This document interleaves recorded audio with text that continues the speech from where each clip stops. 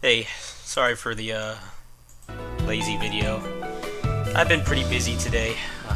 Had a rough day with my anxiety and stuff like that. Obviously, a lot has happened. TGS was last night. I didn't stay up for it because I knew that it would just set myself up for disappointment. Obviously, DMC5 did not get announced. I'm sure the thing that everybody wants to hear about is Musou Stars.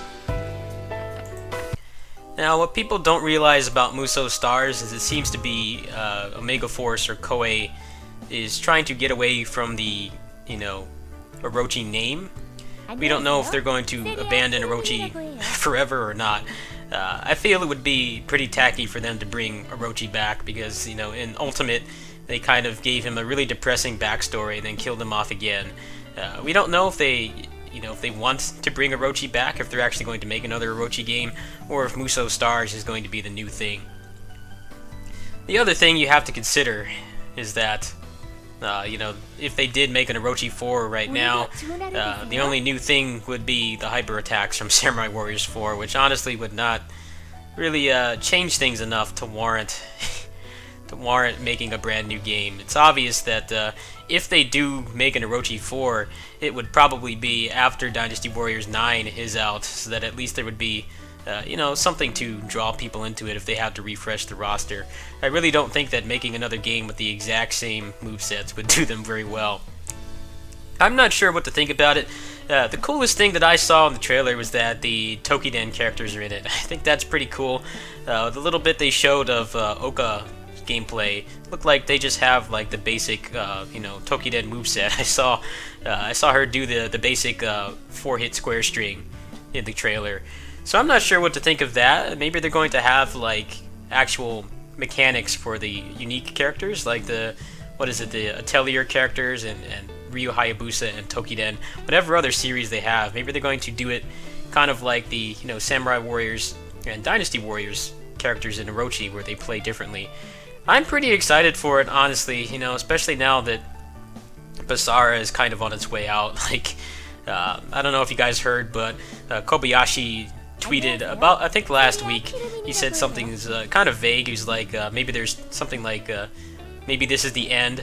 We have like maybe 2 years left.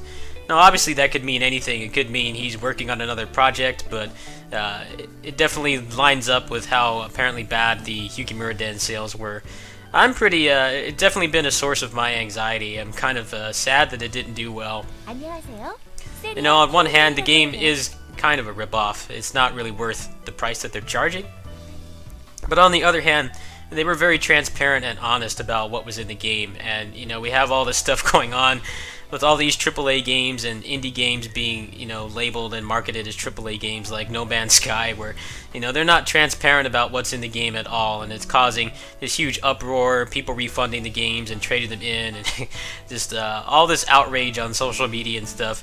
I think it's pretty admirable that they were very transparent about what was in the game, and it's a shame that, it's probably not the development team's fault. I hope that the BASARA fan base, all three of us, we won't have ill will towards Kobayashi and the people that worked on the game, because it probably was not their decision to price Yukimura Den at the price that it launched at. And I think that's what killed the game, honestly. I feel like, I talked about this before, but you can get Sumeragi on the PlayStation Store for 3,000 yen, which is like double the price. For double the price, you can get Yukimura Den, which has like exponentially less content. It just feels like it's backwards, simply because Yukimura Den is supposed to be an origin story for one of the main protagonists for the series. So you think that that would mean that it would be a good starting point for people that are new to the series. I know some of you have not played BASARA because there's only been 2 of them localized, and they haven't really done anything with the series outside of Japan since. It's been like 6 years since there's been any mention of BASARA in anything outside of Japan. But the problem is you can get Sumeragi for half the price, less than half the price, and have way more content. I will still be doing some more content with it. Another thing I wanted to talk about, actually I'll do a dungeon here really quick before I stop. If you haven't updated your PlayStation 4 to firmware version 4.0, there's actually a really nice update that they did. You can stream in 720p 60 fps to Twitch, YouTube, and Dailymotion now. I actually tested it out earlier today. If you're following my Twitch stream and you saw a past broadcast for 3 minutes with no mic, that's what I was doing. I still have the capture card. I just tested it out because I was genuinely curious. It actually works pretty well. It seemed a little choppy on my end, and I'm not sure if that was because I was streaming through the wireless. I don't have my PS4 hooked up wirelessly by an Ethernet cable. It seemed like it was relatively stable, a little bit choppy. The main issue with it is that you can't use the VOD recording or the highlight recording while you have it in 60 FPS. Which it can be a problem if you're doing like a training mode session on a fighting game, or you have a cool moment in some other kind of game. You won't be able to chronicle it that way. You will have to go onto your Twitch or your YouTube channel and make a highlight from it that way. So if you don't have a capture card and you want to have more professional looking VODs, then it's actually a pretty nice resource. I tested it out earlier today just for fun, since I will be going on vacation next month and I won't have access to my computer or my capture card or anything like that unless I decide to bring that stuff with me. It actually works pretty well. So the barrier of entry for recording footage, I know some people watch my footage and they want to make footage themselves. It seems like you can actually have a pretty nice looking stream through the PS4 now. Unfortunately, you can't do it with RAW recordings. RAW recordings are still limited to 30 FPS. So unfortunately, if you want professional looking videos, then you'll still have to get a capture card.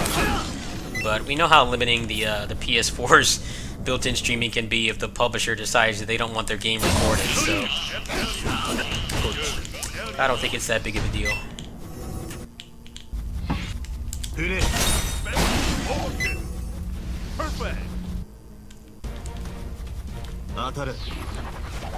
I've still got to farm about 40 more turtles to get this event done, and then I can start playing God Eater and other stuff.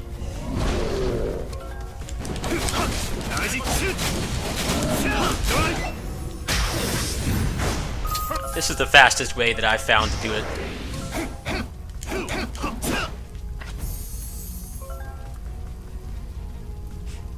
Anyway, I'm going to stop there since I'm still kind of feeling a little under the weather.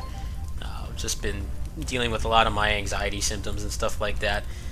It is why I've been just playing this and not doing anything particularly stressful.